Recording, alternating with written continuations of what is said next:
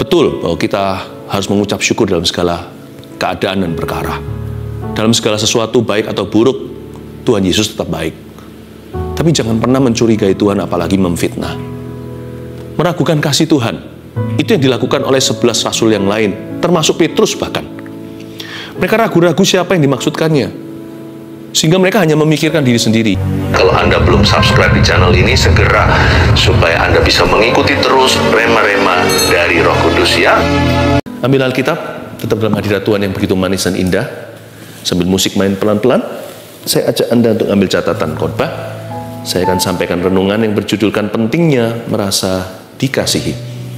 Buka bersama dengan saya di Yohanes pasal 13 ayat 21. Ayat 21 sampai ayat 26. Pentingnya merasa dikasihi. Sedangkan di Alkitab kita judulnya tertulis begini, Yesus memperingatkan Yudas. Sebenarnya ya, title atau gelar murid yang dikasih itu hanya ditemukan di Injil Yohanes. Injil Matius, Markus, Lukas nggak ada. Kenapa Yohanes ngaku-ngaku? Ini yang saya sebut sebagai sindrom Yohanes. Ini gejala yang baik. Ini positif sekali. Karena Yohanes itu sungguh-sungguh percaya dan meresapi bahwa Tuhannya mengasihi dia. Dia nggak merasa lebih dari orang lain sih. Nggak pernah dia mengaku begini, murid yang paling dikasih. Jangan salah loh ya. Jangan salah. Dia nggak pernah berkata bahwa dia yang paling dikasih, yang lainnya kurang. Dia hanya menyebut dirinya murid yang dikasih Yesus. Titel gelar tertinggi yang dia pasang pada badannya bukan rasul atau apa, tetapi seseorang yang dicintai Tuhan. What is the pride of your life? Apakah kebanggaan utama Anda? Apakah kebanggaan tertinggi yang bisa Anda terima di hidup ini? Nggak ada. Ada orang yang membanggakan pencapaian-pencapaiannya, ada orang yang membanggakan hartanya, ada yang membanggakan parasnya, fasilida, bakatnya. Yohanes hanya berkata, inilah yang kubanggakan, bahkan inilah yang kurenungkan. Jesus loves me, this I know, for the Bible tells me so. Yesus cinta padaku, aku tahu karena Alkitab mengatakannya. Yang disebut oleh Yohanes kasih di sini bukan perasaan saja. Karena saya yakin Yohanes itu orangnya positif sekali. Dia nggak merasa lebih dari kawan-kawannya, dari sesama rasul yang lain. Dia nggak menyebut dirinya paling. Dia hanya menyebut dirinya seseorang yang dicinta oleh Tuhan. Dari semua berkat yang dia terima, dia anggap yang paling tertinggi, hormat terbesar adalah dikasih oleh Tuhan Yesus. Saya yakin Yohanes ini rajin merenungkan itu. Daripada dia memikirkan kesalahan orang lain melulu, atau worry, kekhawatiran akan hari esok, atau apa yang bisa menimpa dia. Banyak di antara kita hidup dalam ketakutan. Inilah yang dia renungkan setiap waktu. Bukan hanya nyanyian, pujian, pengagungan kepada Tuhan, tapi dia renungkan pengorbanan Tuhannya. Dia renungkan Tuhannya itu penuh kasih sayang terhadapnya. Yang dia renungkan adalah firman Tuhan, janji Tuhan, janji oleh dia yang mengasihi dirinya. Yohanes ini bukan hanya sekedar emosional atau perasaan. Orang ini saya yakin rajin mengakui dengan mulutnya bahwa Tuhan cinta padanya. Jadi lidah bibirnya diisi dengan kesaksian. Tuhan itu cinta saya. Kalau dia nggak punya kesaksian apa-apa, mungkin dia belum mengalami kemenangan. Dia mengakui lewat lidah bibirnya firman-firman yang dia dengar dari gurunya. Tuhan atau guru berjanji kepadaku, aku tahu dia mengasihi aku. Jadi mulutnya itu positif dan manis, bukan manis di permukaan. Hatinya saking manisnya, dia dapat gelar rasul kasih. Dari 12 itu rasul kasih ya Yohanes ini. Dari semua Injil, Matius, Markus, Lukas, dan Yohanes, hanya di Injil Yohanes yang dia tulis, dia menyebut dirinya murid yang dikasihi oleh Tuhan Yesus. Ayat yang ke-21. Setelah Yesus berkata demikian, ia sangat terharu, lalu bersaksi, aku berkata kepadamu, sesungguhnya seorang di antara kamu akan menyerahkan aku. Murid-murid itu memandang seorang kepada yang lain. Mereka ragu-ragu, siapa yang dimaksudkannya? Ya tentunya semua mereka tertuduh. Karena Yesus nggak beritahu sesungguhnya siapa yang akan menyerahkan dia. Yesus hanya memberikan sebuah sindiran atau sentilan halus. Dia berkata, salah satu dari kalian 12 akan menyerahkan saya. Murid-murid itu saling pandang-pandangan, mereka ragu-ragu siapa yang dimaksudkan. Tapi Anda akan terkejut nanti di ayat-ayat berikutnya. Yohanes nggak tertuduh, satu-satunya. Betul-betul kalau kita mau happy harus dekat sama Tuhan. Sebab kalau kita itu meragukan cinta Tuhan atau kasih sayangnya atas kita dan perlindungannya, kita biasanya akan jadi orang yang mudah tertuduh. Segala sesuatu, segala situasi, kita akan merasa begini, jangan-jangan Tuhan menghukum aku. Dikit-dikit, pencobaan ini datangnya dari Allah. Tuhan izinkan sakit penyakit ini. Loh ya iya, tapi Tuhan yang beri sakit pada tubuh saya, untuk ngajari saya. Betul, bahwa kita harus mengucap syukur dalam segala keadaan dan perkara. Dalam segala sesuatu baik atau buruk, Tuhan Yesus tetap baik. Tapi jangan pernah mencurigai Tuhan, apalagi memfitnah. Meragukan kasih Tuhan, itu yang dilakukan oleh 11 rasul yang lain, termasuk Petrus bahkan. Mereka ragu-ragu siapa yang dimaksudkannya. Sehingga mereka hanya memikirkan diri sendiri. Ingat ya, orang yang tidak aman hatinya dengan Tuhan. Karena itu penting untuk merasa dikasihi. Perlu untuk kita itu abide in His love, atau tinggal di dalam kasih Yesus. Yohanes 15, diam di dalam firman. Kalau enggak, kita akan jadi orang yang mudah tertuduh. Dan biasanya orang yang tertuduh itu egois. Dia hanya memikirkan dirinya melulu. Coba lihat, kita baru baca 2 ayat. Ketika mereka ragu-ragu, mereka saling pandang-pandangan. Siapa yang dimaksudkannya? Kamu ya, kamu ya. Waktu dia berkata, kamu ya, pada sesama. Dia nggak sungguh-sungguh peduli untuk menyelamatkan temannya. Dia hanya berharap orang yang dimaksudkan Tuhan bukanlah dirinya. Kamu ya, bukan aku kan, semoga bukan saya. Orang yang tertuduh, hatinya nggak aman sama Tuhan, yang tidak tinggal di dalam kasih Yesus, tidak diam di dalam firman. Biasanya hanya memikirkan dirinya sendiri. Egois, pikirannya tertuju pada dirinya. Tapi dalam cerita ini, Yohanes super berguna. Karena Yohanes ini seperti Maria. Kalau Yohanes versi wanitanya itu mungkin adalah Maria Magdalena. Atau minyak narwastu wanita itu. Tapi Yohanes ini versi laki-lakinya. Orang ini bersandar dekat Tuhan. Orang ini punya keintiman, hubungan yang sangat intim dekat dengan Tuhannya. Dengan gurunya, Yesus Kristus. Sampai-sampai dia bangga bahwa dia adalah murid yang dikasih Tuhan. GR apa? Untungnya dia tulis itu setelah Yesus bangkit. Kalau tulis awal-awal, dia bisa dihujani, kecaman oleh rekan-rekannya. Dikit-dikit mereka sudah saling banding-bandingkan kok. Bentar-bentar mereka sudah saling berdebat siapa yang paling besar di antara mereka. Yohanes ini berguna dalam story ini. Karena dia akhirnya yang disuruh oleh teman-temannya tanyain dong, siapa maksudnya? Tapi sebelumnya saya ajak Anda untuk lihat ayat 21 lagi. Kapan kejadiannya? Setelah Yesus berkata demikian, ia sangat terharu lalu bersaksi. Kerohanian kita terdiri dari kata, Yesus berkata, ia terharu, lalu ada kalimat ini, lalu bersaksi. Kerohanian kita itu selalu terdiri dari perkataan firman, Yesus berkata, tapi juga perasaan Tuhan. Tuhan itu punya perasaan, meskipun kita nggak boleh ikut Tuhan semata-mata karena perasaan, tapi Tuhan Yesus itu punya perasaan. Masih gula hatinya. Ada ayat yang terpendek di dalam firman, menangislah Yesus. Itulah sebabnya nggak bisa kita hanya pakai logika, nggak bisa mencerna Alkitab sekedar dengan pikiran manusia, apalagi dengan hikmat orang, bukan hikmat Roh Kudus. Setelah Yesus berkata, selalu dimulai dengan perkataan firman, apa yang tertulis. Karena itu selalu pakemnya ini, yaitu Alkitab atau firman Allah. Tapi ada juga kalimat, ia terharu, sangat terharu malahan. Kita juga harus bisa menangkap perasaan Tuhan. Lalu ada kata lalu bersaksi. Ada kesaksian Roh Kudus dalam diri kita.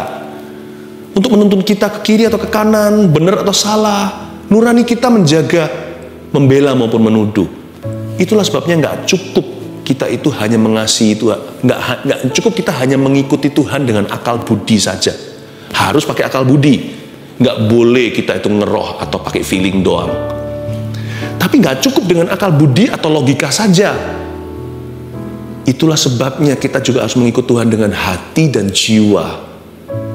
Kita harus rajin bawa hati kita ke hadirat Allah sampai rasa aman. Kadang-kadang kita tahu firman kan, tapi semua stuck di kepala. Hati kita nggak berubah karena kita malas bawa hati ke dalam hadirat Allah. Atau kalau sungguhan kita bawa hati ke dalam hadirat Tuhan, asal-asalan, nggak fokus, nggak konsentrasi, sembari sambil melakukan yang lain, nggak pernah sungguh-sungguh kusyuk masuk ke hadirat Tuhan itu. Sampai hati ini berubah, jangan keluar dari ruang doa. Jangan berhenti saat teduh. Hati ini perlu merasa aman. Hati penting untuk merasa dikasihi. Karena orang yang aman dengan Tuhan, tinggal dalam kasih, diam dalam firman, ada banyak benefit secara rohani yang dia peroleh. Dan orang-orang sekelilingnya pun akan merasa dia berguna. Gak seperti rasul lain yang hanya pandang-pandangan dan semuanya ragu-ragu, sambil merasa tertuduh, siapa yang dimaksudkan oleh Tuhan. Ayat 23. Seorang di antara murid Yesus, yaitu murid yang dikasihinya. Siapa? Yohanes. Ingat ya, dia nggak nyebut dirinya murid yang paling dikasihi Yesus. Ya, jangan dilebihkan karena dia hanya menyebut dirinya dicinta. Trofi terbesar hidupnya adalah I'm loved. Hebat nggak? Bukan I'm rich, or even I'm anointed, aku diurapi, or I'm great, aku luar biasa, atau I'm clever, aku pandai atau pintar, atau I'm handsome, I'm pretty. Bukan. Not even I'm blessed, bahkan bukan aku diberkati. I'm loved. Ternyata itu sukacitanya Yohanes, itu kebanggaannya, rasa amannya. Kalau gitu enak orang ini hidupnya. Nggak ada beban ekstra, kecuali yang Tuhan pikulkan. Tuhan taruh di atas pundaknya untuk dia pikul, kuk yang ringan. Seorang di antara murid Yesus, yaitu murid yang dikasihnya, bersandar dekat kepadanya, N huruf besar berarti bersandar dekat Yesus, di sebelah kanannya. Wow, ternyata pada waktu malam hari itu mereka tertuduh, Yohanes masih terus mendekat, bersandar dekat Yesus. Sementara yang lainnya seperti Marta, gerah nggak keruan, hanya Yohanes yang tinggal tenang. Ini Maria versi laki-laki, duduk diam di kaki Tuhannya. Tapi karena dia adalah pria, dia boleh dekat. Karena di kebudayaan Yahudi biasanya ada jarak kalau dengan lawan jenis, tetapi dia bisa dekat dengan Tuhannya, berkata bersandar di dekatnya. Jadi saya bisa bayangkan mereka ngomong itu dekat sekali.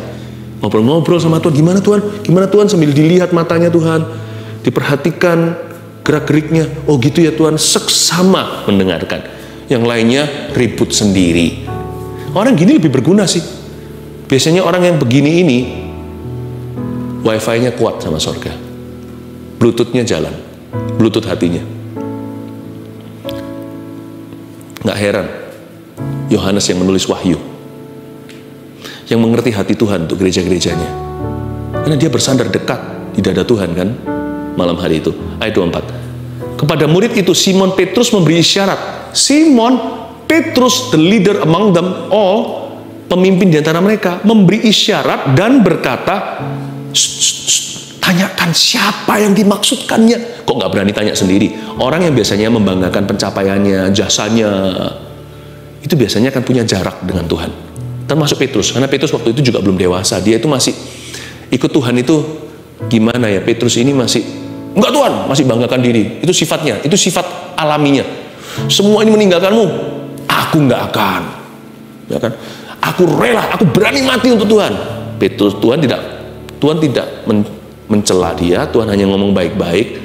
Terus nanti sebelum ayam berkokok 2 kali, kamu udah mengkhianati aku 3 kali. Wah, dia mencoba membuktikan diri. Kalau sama Tuhan tuh coba buktikan diri, buat stres yang nggak perlu dalam hidupnya. Dasar hatinya ada roh yatim piatu.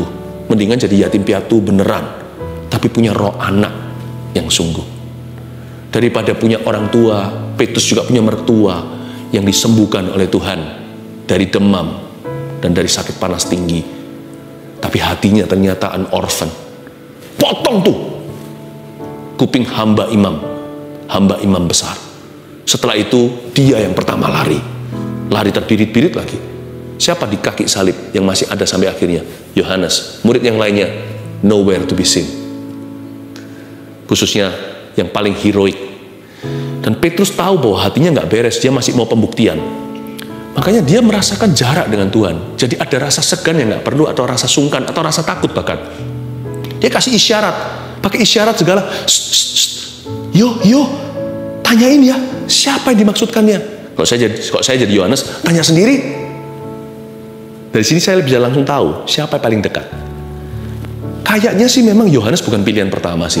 Buktinya kunci kerajaan sorga dikasih ke Petrus. Kayaknya Yohanes juga nggak tentu murid yang paling dikasihi. Siapa tahu yang paling dikasih itu Yudas. Tuhan itu paling peringatkan itu Yudas Iskariot sama Petrus. Bahkan Tuhan berkata, iblis enyala.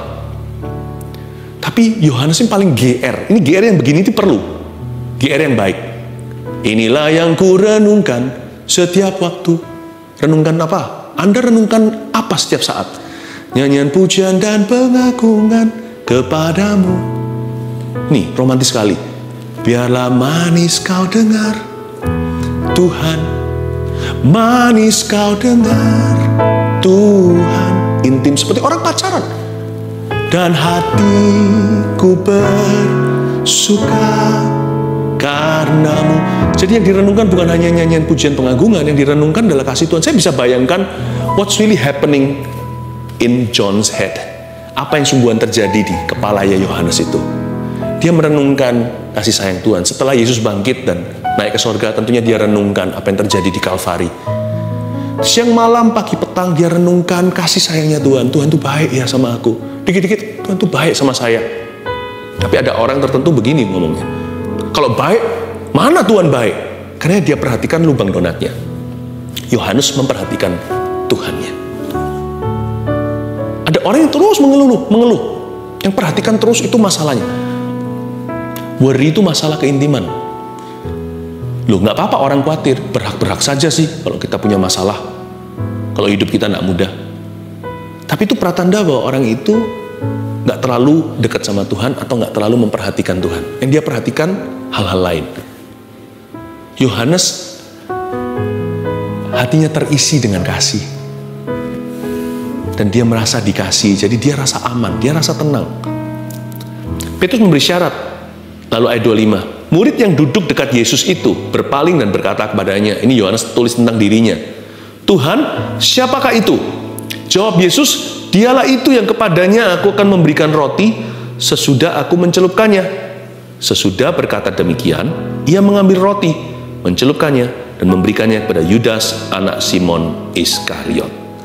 Ulang di ayat 25b hingga 26 kalimat awal-awal. Murid yang duduk dekat Yesus itu berpaling dan berkata kepadanya, are you ready? Tuhan, siapakah itu? Ini pertanyaan Yohanes. Lord, who is that person? Tuhan, siapakah itu? Jawab Yesus langsung, nggak pakai transisi. Dialah itu. Hebat ya. Ini yang saya sebut kedekatan dengan Tuhan itu ternyata mengundang pewahyuan. Kadang-kadang kita baca Alkitab nggak dapat apa-apa. Meskipun kita tahu histori atau sejarahnya, mungkin juga ada penjelasannya, tapi nggak dapat sesuatu untuk hidup kita. Bukan karena Alkitabnya yang salah. Hati kita perlu merapat. Bawa dalam hadirat Tuhan. Hati itu bawa dalam. Ternyata kedekatan dengan Tuhan adalah permulaan pewahyuan. Tuhan, siapakah itu? Yohanes tanya. Dijawab Yesus langsung, nggak pakai basa-basi. Jawab Yesus, dialah itu. Nggak pakai perumpamaan. Langsung tahu. Coba tulis sekarang ada 3 poin sederhana. Kenapa pentingnya merasa dikasih itu? Kenapa? Saya tunjukkan benefit ya.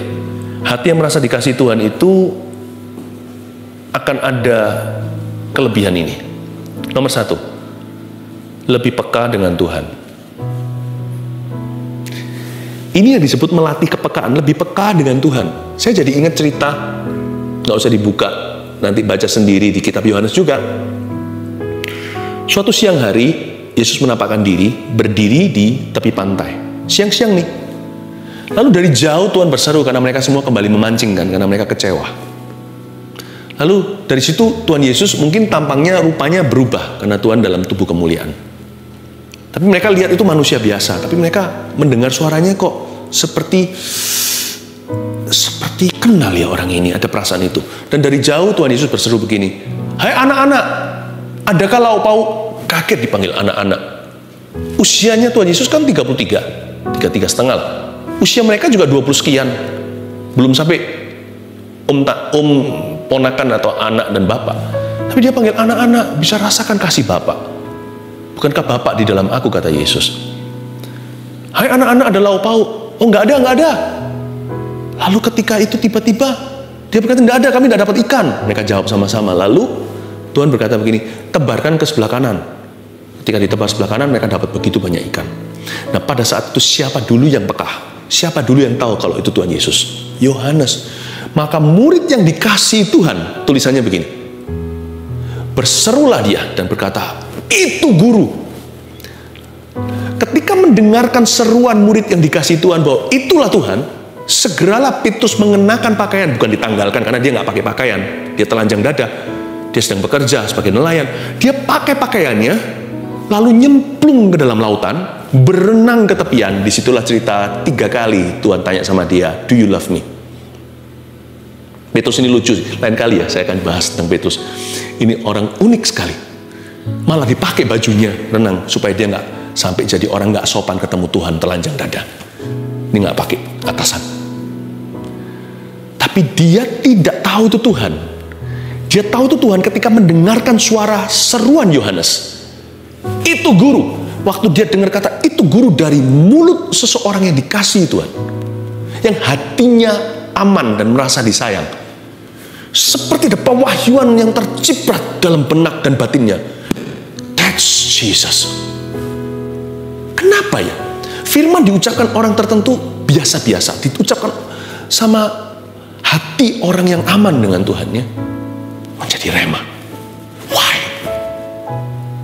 Ingat, hati yang masuk hadirat Allah, hati yang merasa dikasih oleh Tuhan, dan itu saja, that's all that matters, itu saja yang penting dalam hidupnya. Hati seperti itu diurapi dan apapun yang keluar adalah urapan. Dia menjadi orang yang lebih peka, sementara yang lainnya belum tahu, masih buta secara rohani. Dia menjadi orang yang terlebih dahulu mengetahui bahwa itu adalah Tuhan. Yang paling peka dengan hadirat Allah itu ya Yohanes dalam cerita ini. Itu guru, lebih peka dengan Tuhan. Maukah Anda lebih peka? Saya sekarang tunjukkan rahasianya dari firman. Ini namanya latihan kepekaan. Daripada saya memberikan ikan, mendingan saya ajari Anda untuk mancing supaya Anda bisa makan ikan seumur hidup Anda, bukan? Jadi sekarang ini saya sedang menunjukkan rahasianya untuk menjadi semakin peka, supaya dalam segala keputusan, dalam setiap langkah hidupmu ada penyertaan, dan khususnya supaya Anda yang paling peka dengan Tuhan dalam keluarga Anda. Bukan untuk sok-sokan loh ya, tapi supaya menuntun orang lain pada Tuhan juga, dan supaya dimanapun Anda berada selalu mengundang hadirat Allah. Pentingnya merasa dikasih. 1, kita jadi lebih peka dengan Tuhan. 2, lebih cepat untuk taat. Karena orang yang merasa dikasih itu pasti lebih kuat. Batin jiwanya, rohnya pasti jauh lebih mantap. Ada satu cerita, tapi ini nggak langsung sih bicara tentang ketaatan. Tapi saya tunjukkan bahwa ternyata perlombaan lari bisa juga kita nangkap sesuatu dari kehidupan 2 orang itu. Petrus ini kuat sekali loh. Dia berenang itu sama perahu nanti nyampenya kurang lebih sama. Oh, ini orang kuat sekali, atletis lah, nelayan, pekerja kasaran. Nah, Petrus ini begini. Pada waktu Maria Magdalena memberitahu pada Petrus dan seorang murid yang dikasihi Yesus, murid yang lain itu, maka mereka keduanya langsung berlari bersama-sama ke kuburan yang kosong itu. Ketika diberitahukan Tuhan tidak ada di situ, tubuhnya mungkin dicuri oleh orang atau diambil orang lain maksudnya. Berlarilah 2 ini, terjadi perlombaan sprint. Tapi dikatakan di ayat tersebut dalam cerita itu, ternyata murid yang lain itu, yaitu murid yang dikasihi Yesus, yaitu Yohanes itu, nyampe dulu ke kuburan. Mungkinkah karena Petrus pelan, Mungkin saja, mana saya tahu siapa lebih cepat berlari, siapa lebih kuat ototnya. Tapi mungkinkah juga, ini asumsi ya, Petrus itu larinya agak ragu karena dia setelah mengkhianati Tuhan tertuduh. Kan belum pemulihan, itu kan belum cerita di pinggir pantai. Kemudian hari, ada lauk pauk, lalu Petrus ditanya 3 kali, "Do you love me?" Lalu Tuhan memberitahu pada dia, "Gembalakan domba-dombaku," diberi kunci. Saya bisa bayangkan Petrus lari pertama kenceng karena dia kangen. Tapi waktu di tengah jalan dia bilang, "Oh no." Apa yang akan Tuhan katakan ketika lihat saya kalau memang Tuhan ada di sana? Waktu dia lari itu dia lari sambil guilty. Orang kalau lari sambil bersalah jadi lamban atau jadi pelan. Karena dia berbeban berat dalam jiwanya, badannya boleh atletis, hatinya setengah-setengah jalan. Karena dia nggak berani ketemu orang yang dia salahi. Tapi Yohanes larinya free. Guru yang mencintai aku. Pernah lihat anak kecil nggak kalau lari ke mamanya? Ternyata anak kecil kalau lihat mamanya setelah nangis, lihat mama atau papanya yang dia cintai, yang dia tahu sangat mencintai dia, itu cepat sekali larinya. Dibanding kalau om atau tantenya yang datang menolong dia. Anak itu lari, tapi nggak secepat kalau papa, mama, langsung larinya kenceng sekali. Seperti seorang olahragawan. Yohanes larinya dengan free. Tahu nggak? Orang kalau hatinya enteng, dia merasa dicintai. Ketaatan itu tidak susah. Makanya juga di Injil Yohanes dikatakan begini. Perintah Tuhan itu tidak sulit. Hanya Yohanes mengatakan, tidak sukar. Amazing tak? Kalau kita itu merasa dicintai, dikasih, kita itu jadi orang yang sangat ringan, sangat cepat untuk taat. Yang terakhir, orang yang merasa dikasih, kenapa penting sekali? Karena orang demikian akan lebih terbeban untuk orang lain. Loh kok bisa? Karena hatinya udah kenyang. Hatinya udah kenyang. Makanya Tuhan Yesus mengajarkan begini rahasianya, kasihilah sesamamu manusia. Lihat lanjutannya, seperti dirimu sendiri. Itu tidak sama dengan mengasihani diri loh ya. Merasa dikasih dengan mengasihani diri sendiri itu lain. Mengasihani diri sendiri itu dosa. Tapi orang yang sudah dikenyangkan dengan kasih, dia bisa mengasihi. Kalau dia bisa take care of himself, kalau seorang laki-laki bisa jaga diri, bisa tanggung jawab sama hidupnya, dia bisa jadi suami. Nggak peduli kalau dia umur 33. Tapi kalau dia kekanak-kanakan, rambut aja nggak disisir dengan benar. Nggak tahu ini, nggak tahu itu, mana bisa dia berkeluarga. Orang yang bisa jaga dirinya, bisa jaga orang lain. Orang udah kenyang dulu, atau setengah makan, nanti kalau di buffet, dimakan sepuasnya, dia bisa layani orang lain juga. Atau yang pengendalian dirinya kuat, yang tidak hidup untuk makanan.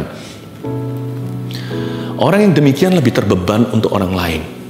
Makanya Tuhan Yesus menyerahkan maminya, mami dunianya, yaitu Maria. Ke siapa? Di bawah kayu salib, Tuhan Yesus menengok ke mereka dan berkata, "Ibu," dengan menarik nafas, itu sakit sekali untuk mengucapkan kalimat.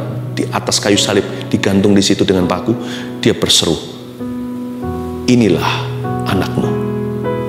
Hai orang muda, Yohanes, inilah ibumu. Dan dikatakan di Alkitab, sejak hari itu, maka murid itu, yaitu Yohanes, menerima ibu itu, yaitu Maria, di dalam rumahnya. Yang pasti Yusuf sudah tidak ada waktu itu, nggak tahu, Alkitab tidak menceritakannya. Tapi pasti Maria sudah sendirian, sudah menjadi janda. Ya, tidak dikatakan dengan persisnya di Alkitab, tapi kalau Maria bersuami tentunya akan pulang ke rumah. Tetapi suaminya sudah nggak ada, makanya Maria harus ada yang jaga. Yesus berkata sama Yohanes, "Take care of my mom ya. Kamu udah kenyang dengan kasihku, tolong kasih ibuku." Dia lebih terbeban untuk orang lain. Coba ya, orang kalau tidak pernah beres hatinya, suruh pelayanan, suruh merhatikan orang lain, nggak pernah. Kalaupun iya, dia terpaksa. Tapi orang yang terlayani, dia akan rindu melayani, otomatis sendiri. People who got, orang-orang yang disembuhkan, mereka pasti ingin orang lain sembuh juga. Jadi mereka lebih terbeban untuk sesama mereka. Penting merasa dikasih. Satu, karena orang yang merasa dikasih, aman dengan kasih Tuhan, lebih peka dengan Tuhan. Lalu lebih cepat untuk taat, dan lebih terbeban untuk orang lain. Kasih bukan hanya sekedar perasaan. Kasih adalah iman. I believe you love me. Jesus loves me. This I know, for the Bible tells me so. Tuhan mengasihi aku, Yesus cinta padaku, aku tahu. Sebab Alkitab mengatakannya. Renungkan itu. Inilah yang kau renungkan supaya manis di telinga Tuhan. Dan rajinlah untuk mengakuinya dan memikirkannya. Jangan pikirkan yang enggak. Pikirkan kasih Yesus dalam hidupmu. Kalvari adalah bukti. He loves you. Tidak ada masalah terlalu besar. Tidak bisa Anda tanggulangi bersama dengan Yesus. 1 Petrus 4 ayat 7. Kesudahan segala sesuatu sudah dekat. Karena itu, kuasailah dirimu dan jadilah tenang, supaya kamu dapat berdoa. Saudara yang terkasih, terima kasih telah mendengarkan firman Tuhan hari ini. Jangan lupa untuk dukung terus channel ini dengan cara subscribe, like, share, dan juga komen, agar saudara kita yang lain juga boleh terberkati. Tuhan Yesus memberkati kita.